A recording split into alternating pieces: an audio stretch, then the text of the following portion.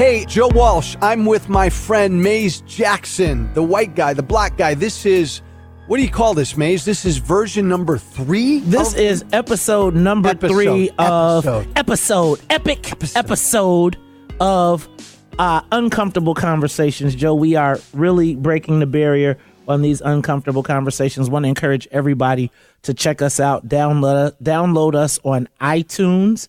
You can get us on Spotify as well as Google Play. And to make it all simple, just go to Uncomfortable-Conversations and pick your favorite player, and you can download and subscribe.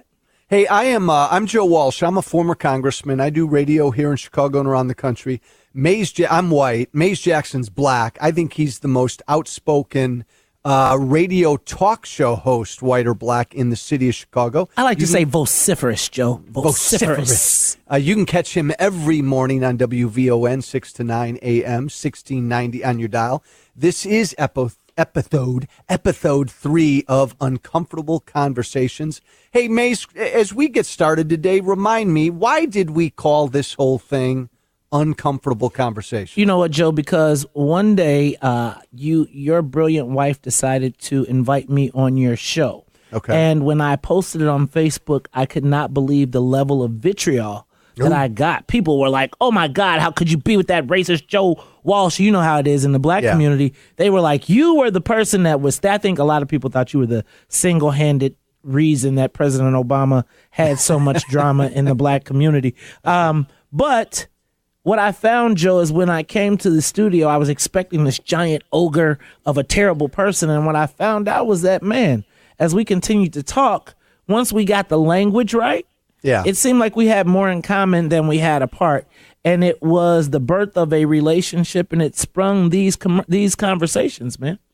The only time, and we'll get into it later because it'll always come up, I'm trying to think of, there have been a couple times where you and I have broached a subject where I've been a little uncomfortable. Like what? Well, Give me one. The whole issue of reparations, and I'll tell you why I get uncomfortable, because I disagree with you, but I don't feel like I know as much about the issue as I should. So when you and I get into it, I get a little uncomfortable with it. You know, I think that the whole concept of, I think that slavery was just a terrible, terrible thing. And I think that the concept of reparations means that people have to acknowledge it. I also think that I'm probably not the best. I mean, we could have a great conversation, but I'd love for you to have, like, we'd like to get an expert on who could really break it down. Bingo. Because I don't think, Joe, that, like, reparations, honestly, is going to, like, just a cash payout to everyone is not going to be the answer. My dad used to say all the time, if you took all the money from the rich people and gave it to all the poor people in a year, all the rich people would be rich again, and the poor people would be poor again. I think we've got to think about this from a perspective that has long-term reinvestment in our community. I think of more like a Marshall Plan, and maybe something along the lines of something that would be inclusive of land, so we could deal with getting some land so you can have some stake in the country, as well as education. Like I feel like I would love to see reparations be something that includes free college at at state universities or something along those lines, but something that allows people to move forward, not to become more looking for more dependence. Then you got to love, my man, all these Democrats talking about all of this free shit, free college, free everything. Hey, man, it's right not now. free. We paid for that with blood, sweat, and tears. Man, do you know there are more black people at the bottom of the Atlantic Ocean than made it here? Joe, okay, let's not even go down the reparations path, because we will spend another hour, and there's so much good stuff. Well, maybe not even good stuff. Terrible stuff that's going on, but I am... Gentlemen, I'm nervous. I want to start local with you. Okay. Because, again, this is time sensitive. We got a mayoral election, and I'm really curious about what you think. You and I touched upon this last week. We got 2 African-American women running to be Chicago's mayor. One is an openly lesbian woman. Mm-hmm. And enlighten me, Maze, where that issue is with the black community. But what's the deal with a bunch of these anti-gay flyers that are out there right now? Well, Joe, I think that first of all, let me say that the funny part about the fact is that both of these, while we're talking about the historical perspective of a black woman being the first, black woman being the first mayor of Chicago, of Chicago. I don't know how you say that right. Neither of those candidates were the candidates that black people voted for in the majority. So both of those candidates were not necessarily the choice of black people. So let's start there. Did most, and just so we're talking about Lori Lightfoot and Toni Preckwinkle, the two black women in this. Yes. Did most black Chicagoans vote for black Willie Wilson? Yes, they did. Oh, okay. And now let me tell you what, and Willie Wilson voted for Donald Trump. He voted for Republican Governor Bruce Rauner and the Democratic Party. And he actually ran for president as a Democrat and found out that the Democratic Party blocked him from getting on the ballot in spite of everything, all the donations he made. So it was a really interesting dynamic. He doesn't call himself a Republican, though, does he? No, he does not. He calls himself a person who votes based on his self-interest. So, well, and as Mays Jackson says, and say it again right here, you can't be a black man in the city of Chicago if you got aspirations and call yourself a Republican, can you? You certainly cannot, because it is really the scarlet letter in Chicago. You can deliver resources, you can be all about your people, but if they can slap you with an R, a Republican in Chicago, you are damaged. Why is that? Officially. Why is that? Because I think that this is the bluest state in America, and I think that the Democratic Party has done a great job of co-opting the black self-interest here. So black elected officials often feel that the issues that they are more concerned with are those of the party than their community. Can that ever change? Can it ever change? Yeah, I think it is. I think it can change, Joe, but I think it requires long-term investment. I think it requires long-term relationship building.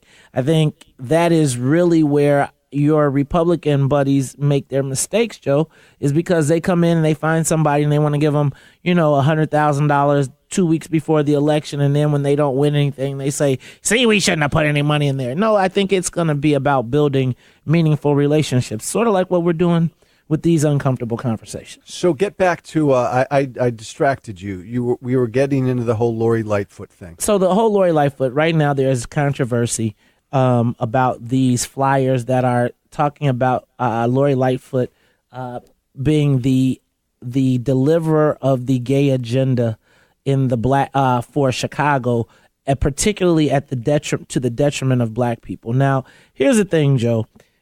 I think that there are concerns about LGBT and their issues in the black community, very much like they are issues in mainstream America. Everybody is still adapting on this issue. So I do think that they are oftentimes overblow it in the black community. Because I can tell you what, if you go to an evangelical church, they are not like, oh yes, let's have LGBT marriages and weddings. So I don't want to overcharacterize it like it's only black people. Well, blacks, no, you're right. I mean, fair enough. Most conservatives are against the whole LGBTQ agenda. They're against gay marriage. Would you say it's fair to say that most blacks are anti-gay or anti-gay marriage? No, I would not say that. I would say that I won't say what's most. Yeah. I think that black folks are the least. I think we have way bigger fish to fry. I think the issue with the LGBT community is not that they do what they do. It is that they want to force you to not only allow it to happen, but now you got to say, I like it. I like it. I love it. I love it. And I think that's really the issue. Nobody wants to be told how they feel. It's like as we continue to become more politically correct, it seems like you're forced into this issue. But let me just say, so with this Lori Lightfoot issue, what is happening is Toni Preckwinkle's campaign has reached a point of desperation. Yes. Right? She's run out of money. She's no longer on TV. And so what you see is this is the time when the vultures come to the campaigns. When you have nothing left, you don't really have a lot of money, everything you've done has not worked. Then the vultures come and they say, I got it. I'm going to do a magic bullet. And so now this is this is the Hail Mary Let me see if I can ignite the rage of the black community around this by going to black churches. Here's the deal, though, Mace. Sometimes that Hail Mary pass works, and you score a touchdown and you win the game. So here you got these anti-gay flyers out there against Lori Lightfoot, who's openly lesbian. Bottom line, will this Hail Mary pass work with the black community? It will not work, Joe, because let me tell you what. There is more disdain for Toni Preckwinkle as a candidate than there is, like even if it was an issue, people still don't like Toni Preckwinkle more than they care about Lori Lightfoot being a member of the LGBT community. So I'm thinking, Mace, that putting all this crap out there that, Lori Lightfoot's a lesbian, come on, black Chicagoans, don't vote for her. I'm thinking that this could actually drive down turnout. And any turnout that is driven down is a drive down turnout in the black community, which only hurts Toni Preckwinkle, who learned, like O.J. Simpson, that she was not as popular with white folks as she thought she was. So she spent her last 8 years courting and considering herself a black progressive. Yeah. But when the progressives found the opportunity to add another box that they could check, so they were great. Progressives loved having Toni Preckwinkle because they could say, I'm supporting a black woman. But now they get to say, I'm supporting a black LGBT woman. And she's married to a woman. So they get to check 3 boxes instead of 2. And so Toni Preckwinkle found herself going the way of O.J. Simpson, who also thought that he had a place in the white world and found out abruptly. Maze, to wrap this one up. So, I think you and I both think Lori Lightfoot's going to win. Chicago's going to have an African-American woman who's an openly lesbian woman as their mayor. Great. Here's the deal, though. I want your thought on this. I don't think it matters who the mayor is. This is a one-party town. I think Chicago is broke and bankrupt. The schools are shitty. There's more crime than people want to acknowledge. The city's fallen apart. I don't think it matters who the mayor is. Like Illinois, and by the way, people are leaving Chicago, Maze. And by the way, black folk, more than anybody else, are leaving the city of Chicago. I don't think it matters who the mayor is. I'm going to tell you that, Joe, you paint a very abysmal, dismal picture of Chicago because you probably live in the suburbs somewhere. But I'm going to tell you, if you go, it depends on what part. And what you're really reiterating, Joe, is the tale of not 2, but 3 cities. There is the white Chicago, there is the Latino Chicago, and there is the black Chicago. And a big portion of what you talked about, just what you just described, is black Chicago. But there are parts of Chicago that are thriving, that are booming, that are the shining. Man, have you been to Randolph Fulton Market, man? Have you seen the West Loop, man? We have the best restaurants, the best. There's no place better to be in the city of Chicago in the summertime. Glitzy Band-Aid. The pension system is broke. Hey, the man. School pension system is broke. Pension system. The city's falling apart. I'm going to tell you it's going to be, that's why I think this could potentially be a one-term mayor. Jane Byrne, the name Jane Byrne strikes, resonates with me as it relates to this race because it's just no winning situation for the new mayor to be. Hey, Maze, I'm going to jump all the way to Washington, D.C. because Donald Trump has been pissing me off in the last few days. He's been tweeting shit. I thought that's your man's. No, he's not my man. He's not my man. I think he's just, I want to slap him upside the head. Look, if he keeps attacking John McCain. FBI visit, man. Don't do that. John McCain's been dead 7 months. Here's my deal. If Donald Trump keeps attacking a dead man, he's going to lose in 2020. Maze, I don't care who the Democrats put up. Well, first of all, are we talking about attacking a dead man? Because didn't you guys just do that with Michael Jackson? Oh, I'm sorry. I didn't see that, by the way. Did you see that documentary? Oh, my God, not. I did. Come on, Maze. He played around with little boys. Oh, my God, I did. I don't know that happened, man. Oh. I'm saying a dead man can't defend himself, but you guys want to dig him up and spit on his grave. I want Elvis. Let me just tell you that. You guys don't leave Michael Jackson alone. I want Elvis. Hey, okay. No. Go back to Michael Jackson. This is interesting, Maze.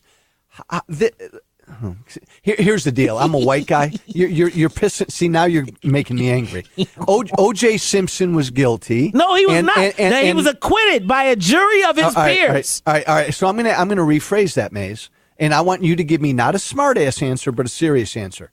Do you think O.J. Simpson killed his wife? No. Do you think? No. You really don't? No. Do you think most blacks don't, do they? I think that most blacks are like, check this out. I think that most blacks are like, even if he did, I'm glad he got away with it for all the brothers who get body slammed for all the times. And so even if he didn't, Turn his mic off. Even if he did, I'm telling you, the brothers are like, I'm telling you, I was there in college. I remember being at the University of Illinois, and everybody was perched by a TV set, and it was literally like the black people all jumped up in the air like, yes! And I think they made, and all the white people were like, oh my God. And I'm just telling you, it's like when you see the Laquan McDonald people, and I don't know if you ever saw that video I posted of Laquan McDonald, and the lady comes by and says, I mean, I understand that he got shot, but I've got to go shopping. It was kind of like everybody black was like, you know what? And it was right after Rodney King too. Come on, man. So now hold on a minute, though, because I know we digressed. No. I'm about to have Marcus and the team turn off your mic because you're really starting to and I know, and don't be a smart aleck because I think you're serious. Do you really believe that most blacks, even if black people, even if they think he did it, they're really glad OJ got away with it? Yes. Okay, now, you think that's kind of sad, isn't it? Joe, this is what I think. I think that there have been countless black men and women who have been wrongfully convicted, who have walked away. When you think about the guys who killed Emmett Till, they killed him. Everybody, you know what? So I think like this. I think it's like we got one example, and y'all want us to be all upset, and we got a whole lineage of history. Hey, I hear you, my black friend. I hear you. This is the argument behind affirmative action. Yeah, affirmative action is racism. You're hurting black white people. It's not racism, man. But it's fine. It's fine. I know black people. It's not racism. But it's fine to it's discrimination against white people. No, it's making good for what you got to pay what you owe. Pay me my money. See, I want my money. Pay me my money. If I could reach over there right now and grab you. No, I hear you, man. It's discrimination to make up for past discrimination. OJ did it, but that's fine. No, it is reparations to make up for what you stole from us, man. You stole our birthright. You was trading. Look, Joe, let's not even go down this path. Let's go back to Washington, D.C. Let's get back to D.C. because we're going to be all over the place. Go back to D.C. So your boy, President Trump, what about him again?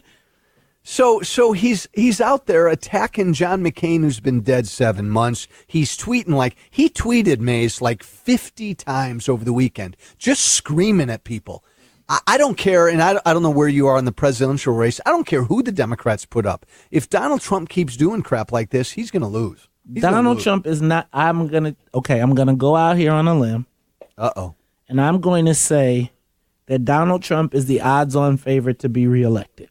And I don't think that, bro, this is the same guy that said, I will walk up to the woman and grab him in the, right? Yeah. This is the same. Donald Trump has pushed the limits of whatever he can, and he has not paid a price for it. I'm going to tell you that he will have people saying, screw John McCain. He wasn't a hero anyway. I'm telling you. Hey, people forget you. People forget you. Hey, Mace, straight up question. I don't know that I've ever asked you this. I voted for Trump. I don't like him at all. Where are you on Donald Trump? I am so let me start by saying that I'm one of the very few black people that said that Donald Trump would win, and people called me a lunatic. But I thought that a tremendous amount of what Donald Trump said, when you got past all of the bombasticness of what he was saying, I felt as though he was talking to regular American people, even plain old black guys who had lost their jobs to Latinos, etc.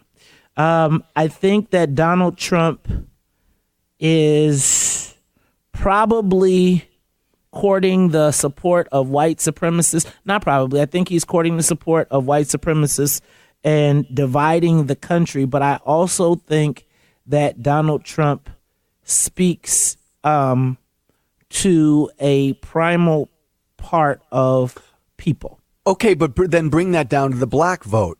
If you really believe he courts white supremacists and he's dividing the country racially, then he's not going to get the black vote again. I mean, right? Well, he didn't get the black vote the first time. But like, I do think that he has I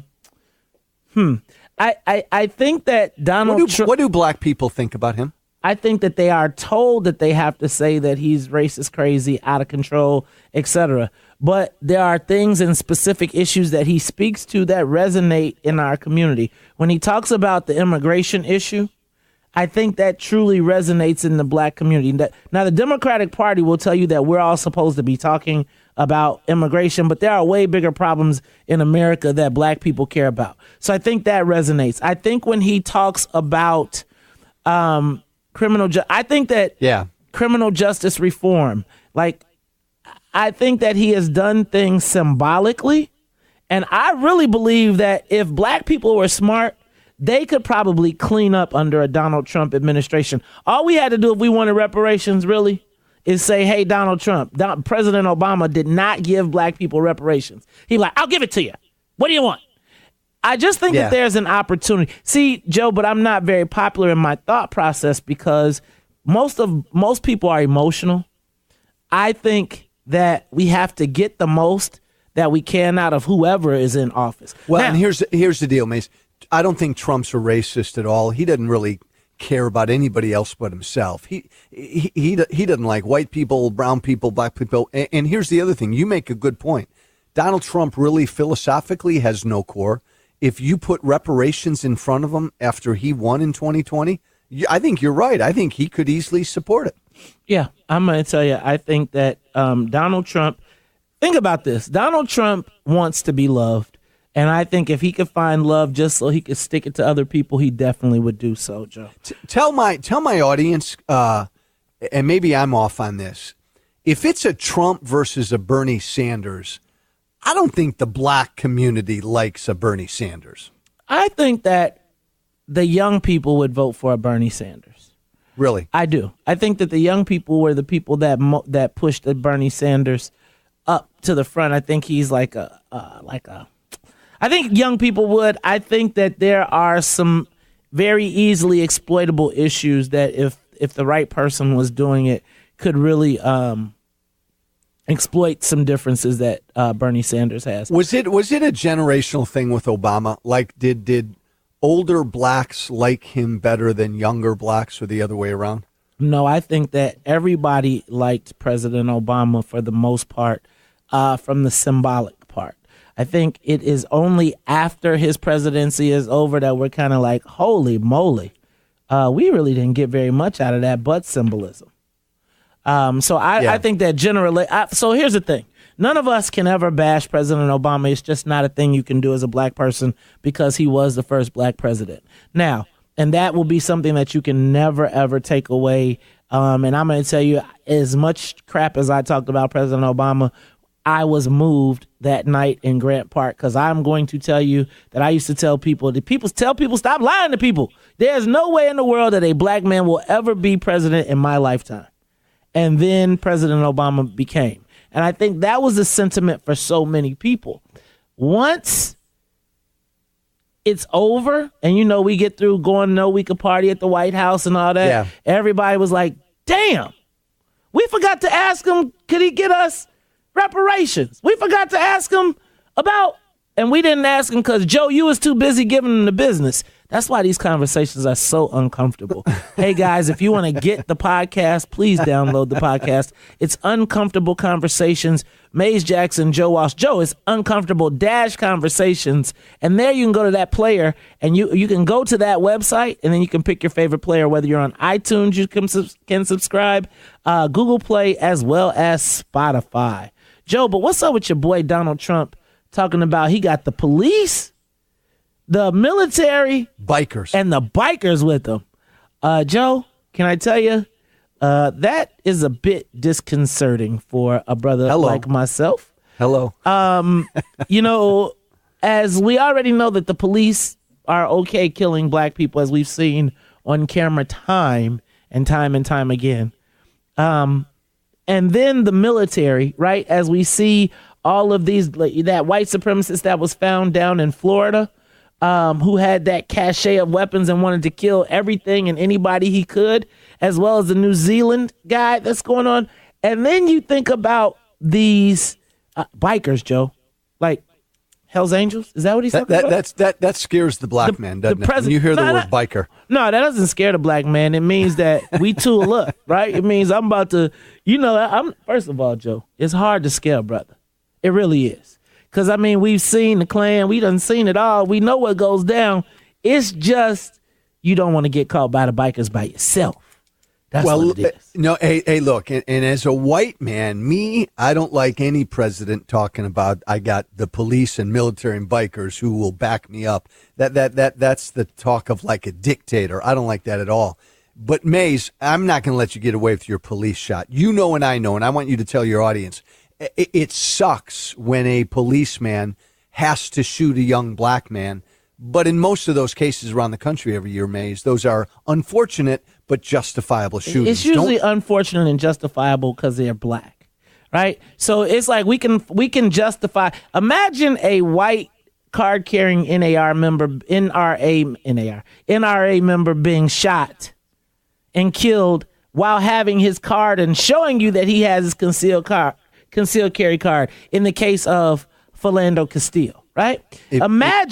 Imagine being shot in the back 6 times by a police officer because you were pulled over for a traffic stop. You can justify that. I can imagine 16 shots. I love you, and you can pull anecdote after anecdote out of your. How about this one? And you're right. How right. about your security guard and you've apprehended the criminal, and the police officer shoots you for apprehending the vehicle, the criminal. I love you. You're my brother, but you know the stats as well. 97% of all police shootings are justifiable shootings. Who? Cops doing their job. By the white people that say you can kill black people. Doesn't matter if they're black or white victims. The vast majority of shootings are justifiable. How many white people are shot by the police and killed? Well, look, man. How did Dylan Roof make it home, man? They took him to Burger King and took him to get a Whopper before they checked into jail, and he got killed he killed 9 people. Like, how come the white shooters always make it to jail and the black shooters always let's say this. Here's the deal. Yes. I think 98% of all cops in America are good, loyal, patriotic servants. What's your number? What percentage of cops in America are good? Come on now. Don't play with me. 40, 60. So you think Mays Jackson, only 40% of police officers in America are good, decent public servants? I would say that I believe that there are only 40% of the cops that have not taken liberties with the law and abused their position. That's not, you are held to a higher standard as a police officer. No. Fine. You say 40% are good, decent public servants. I think you're smoking something. 99%. And by the way, if you keep thinking that, if the black man keeps thinking that, you're always going to have trouble with the police. If I keep seeing people get shot regularly, I'm going to keep thinking that. Hey, and you say it's okay? Yeah, I'm going to keep thinking that. No, again, you got your anecdotes, and I love you. I got the numbers, the FBI numbers. The numbers are clear. 97% of all police shootings every year are justifiable. Hey, Mays, this is Uncomfortable Conversations. Check us out every Thursday. Uncomfortable Conversations. He's Mays Jackson. I'm Joe Walsh. We go at it every Thursday talking about anything. Mays, I'm getting the signal that we got to wrap up. Thank you, my brother. Joe, it is always good, Uncomfortable Conversations. Catch me every Monday through Friday, 6 to 9 on WVON 1690 AM. You can get me on Twitter at MaysJack. That's at MazJac. Or you can get me on Facebook, The Mays Jackson page. You're the best. All right, Joe. Till next week.